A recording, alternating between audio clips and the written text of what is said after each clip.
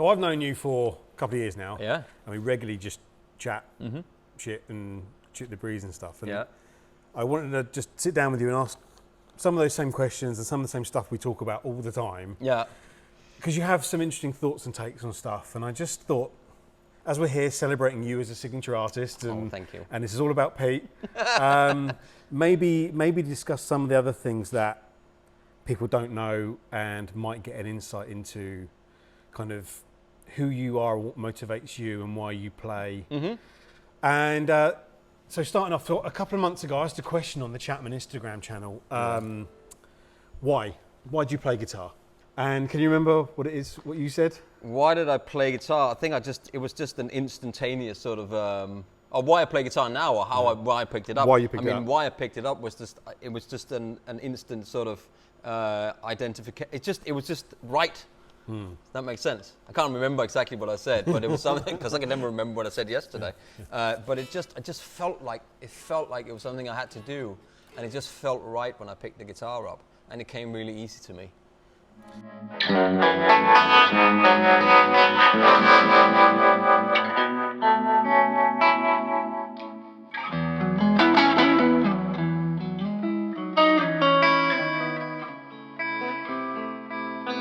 And there was one of the parents, and we was this parent camp, school camp with the parents and everybody, and he just went, here's this chord, and and here's that chord, and I could literally just do it really quickly, and it was just, I was so into it, you know, it just was.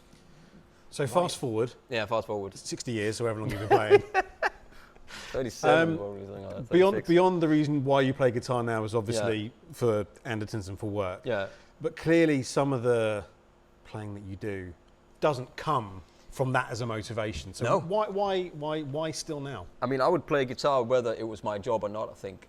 If I'd had a job in something else, I think I would always have played guitar. It's, you know, I do these, I haven't done it for a while on Instagram, but I do these guitar therapy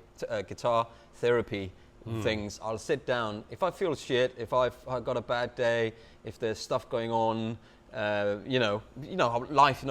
I'll sit down, pick the guitar up, and I'll just play. It's like some people play PlayStation or whatever just to get the mind off things. Some people do meditation. Some people do whatever it is. I just like to sit down and play and just get into that zone, and it really helps me.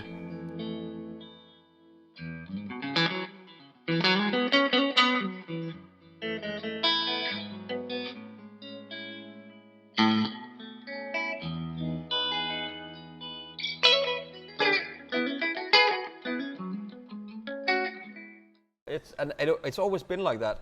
I just love the guitar, and I can't go one day. I've really struggled going one day without playing the guitar, because it's just so ingrained into me for some reason. So that early stuff that you played, that natural feeling. Yeah. Obviously, you are a better guitarist now. Better.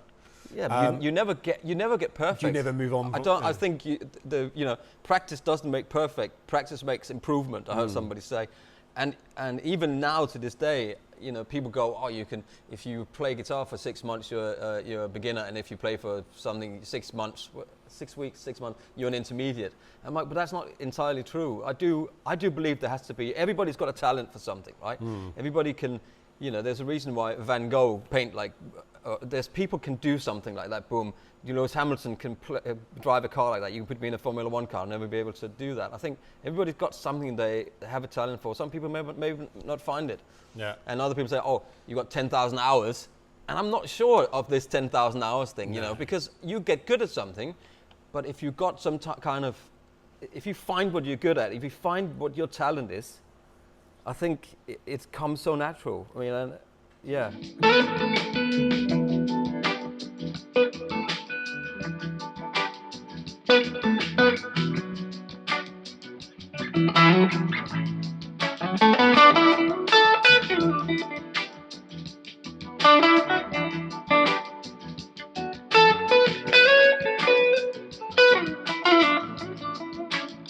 When we were in Malta, I asked you, what's your try a guitar riff? Yeah. half expecting, knowing guitarists as we know them, and actually you played an A, G, and an E chord, and that was your way into feeling a guitar. Yeah, and I think there's a lot to say about just playing a G chord. You can hear. We had an interview with Carlos Santana on the Andersons channel, and he was like, if you can get to the point where you can play one note, and people go, wow, or they'll go, oh, that's Carlos Santana playing there, just by playing one note, then you've made it. You know, you found the what is it, the whatever that mecca is. Yeah, so I'm dialing in a light bulb. Yeah, but it's you found it, man. You know, I don't think it's about knowing all kind of theory. You know, it's good to do all that stuff and learn all that stuff, but you have to get the tone in your fingers, man.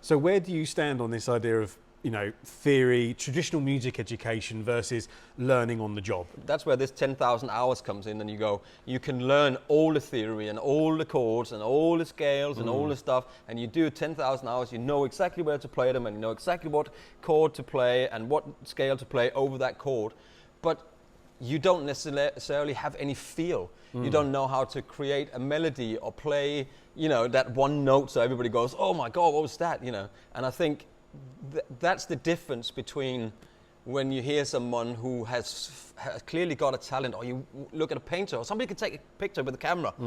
I've got people that can take, I know people that can take a picture with a camera and it looks absolutely incredible. And I do exactly the same thing, same lighting, everything, it just looks shit, right? There is just somebody they've got a talent or this, or a thing, a knack for it. And, you know, and I do believe that theory is a good thing to have, because when you need it, you can take it out of your backpack, you know, learn it, you put it in your backpack, but I don't think it's completely necessary.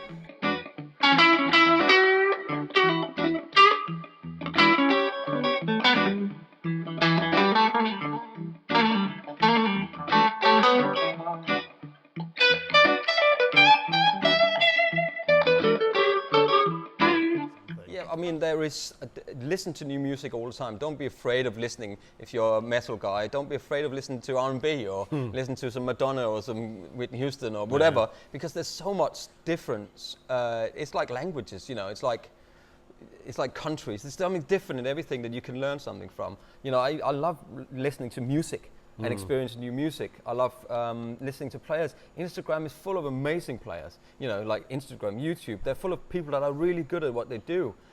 And then, you know, my personal thing is learning exactly like to play like one person, I think will limit you to a certain place, because if you want to be John Mayer or Eric Clapton or Stevie Ray, they've already been there. So you are going to be the best Stevie Ray, then what?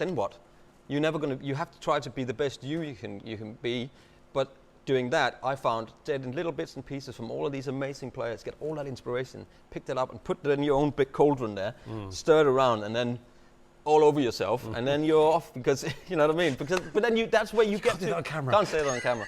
But that's where you get to that's where you find yourself, you know, because people you're gonna, and then what you play is something that want to inspire other people, you know. So, and if they're listening to 5 Stevie Ray clones, it's this, you know, it's the same. You know what I mean? I'm not trying to offend anyone by saying that, because that's an amazing style, an amazing ability to have to play like that. But I just think, where are you in all of this a lot of the time?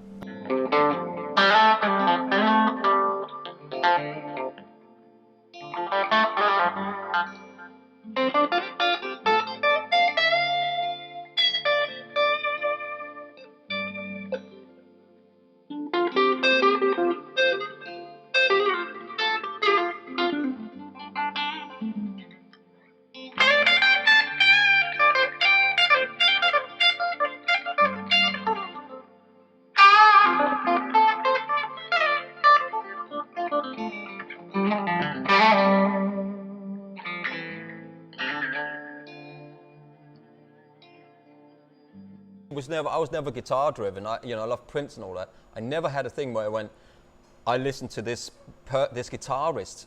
It was more for me. I'm much more of a groove player.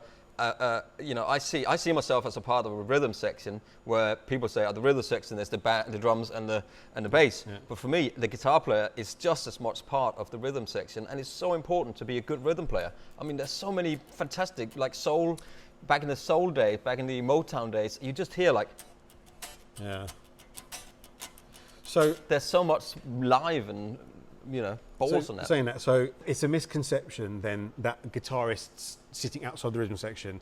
So what are some other misconceptions, myths, or just outright bullshit about the industry, about guitar playing? Oh, you've already mentioned the 10,000 hours, but for you, what are the things you hear sometimes and it just pokes your bear and kind of go, if people just stop maybe thinking that thing? I don't know, man. I think I do hear that a lot, that you'll get really good if you just practice for, you know, for a certain amount of time. You are just an intermediate player, or you are, what is it called, like beginner and intermediate. If you practice for 6 months, that's it. You're now a guitar player and you're ready to go out and be a session guy or touring and stuff. Yeah. And that's, you know, there's so much more depth to being a guitar player, to playing one note, to having your vibrato right, to playing a G chord. I mean, people can play a G chord a million different ways. I mean, the guitar is probably one of the violins, cellos, that kind of stringed instrument has got so much nuances in the fingers and the personality.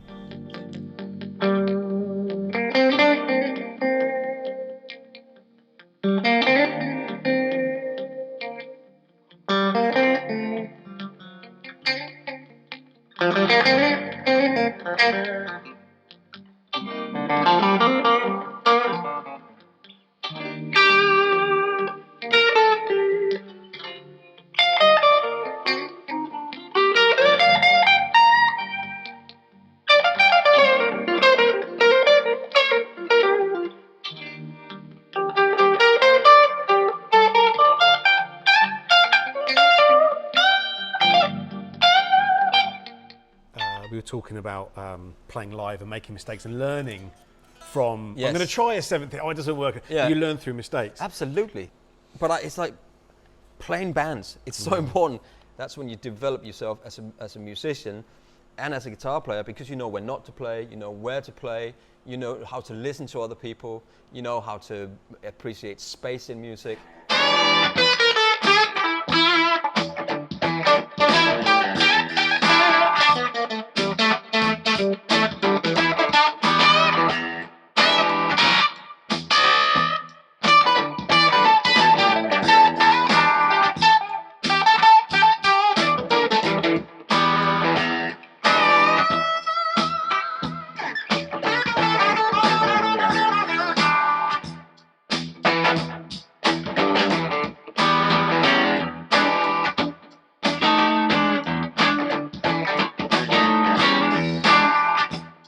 You mentioned about liking Relic.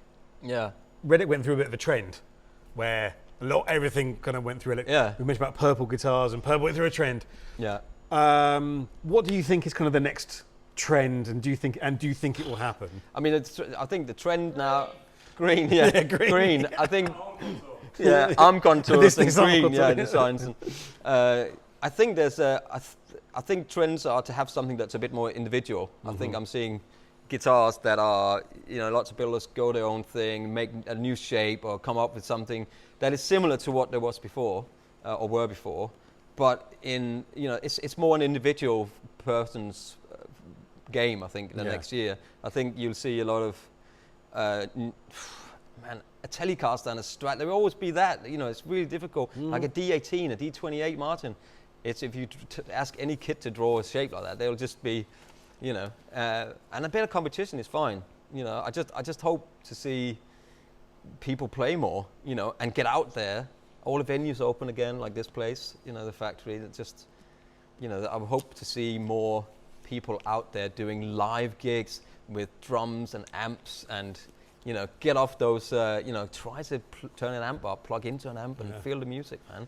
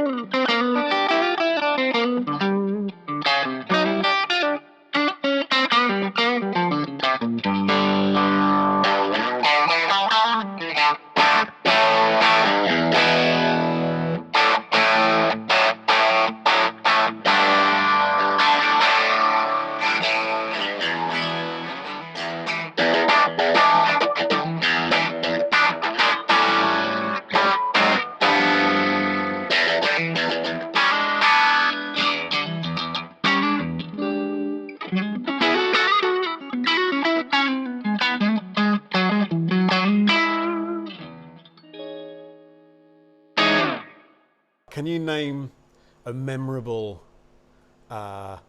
thing that happened at a live gig? Embarrassing, something you maybe didn't get through, something you did get through. Kind of what happened and what was the outcome? No, yeah, I was in Tokyo one time and had some bad scallops and had to go on stage in an arena and do it was a terrible shit show. Just let me put it like that. I've also had my song "Happy Birthday" for me with Tom in an arena, and you know, played in Denmark a couple of times when my parents were there.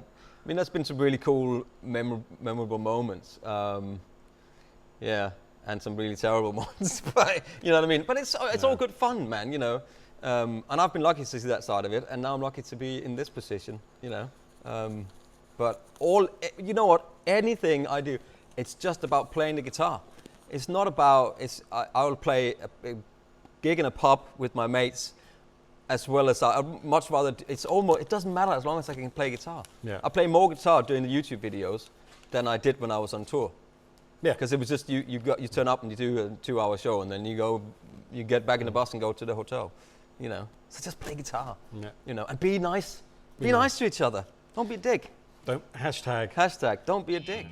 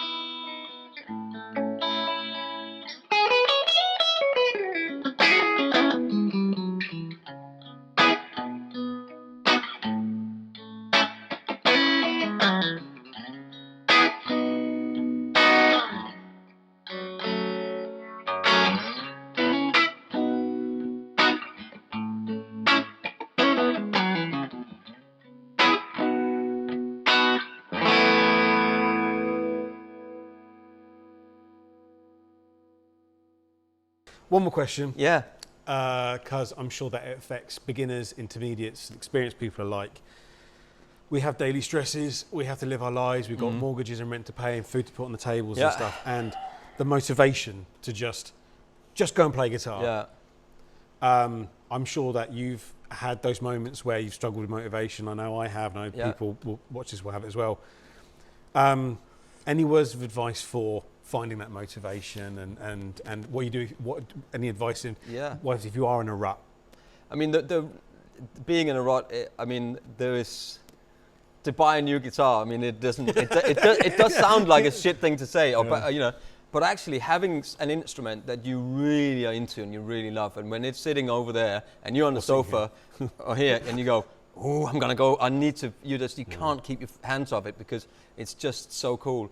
And then experimenting with new sounds, for instance, and stuff. New bands, listen to fresh music. I'm at the moment I'm listening to Mayer Hawthorne. Don't know if you heard him. He's like an artist who does old sort of soul-y, Motown-y thing. And I'm just gobbling it up because it's just so inspirational to me. There's so many little things, you know. Don't be afraid to listen to new music, and then have an instrument that you really want to play. You know, I think that's really important when you're in the shop. I know people say don't buy with your eyes, but sometimes, you know, it has to be right for you, and so when you want to play it, and you know.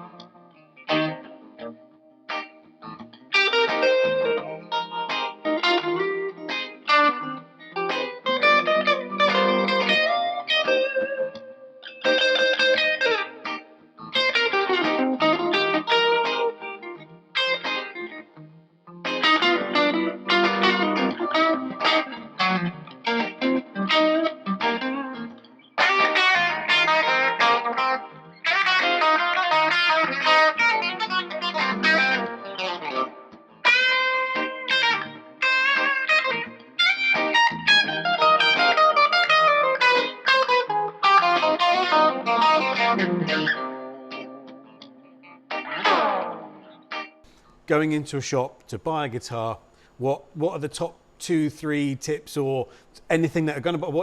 What's Pete and Honore's top guitar buying tips? Yeah, top guitar buying tips. Well, it goes back to buy with your eyes. Yeah, buy with your eyes, basically. I mean, people buy with their eyes. Yeah. End the story. You know, they'll go in and they'll buy a 15 grand PRS because it looks amazing. You know, and they might not be able to utilize that to the fullest. It's what it is. You got the money, fine, whatever.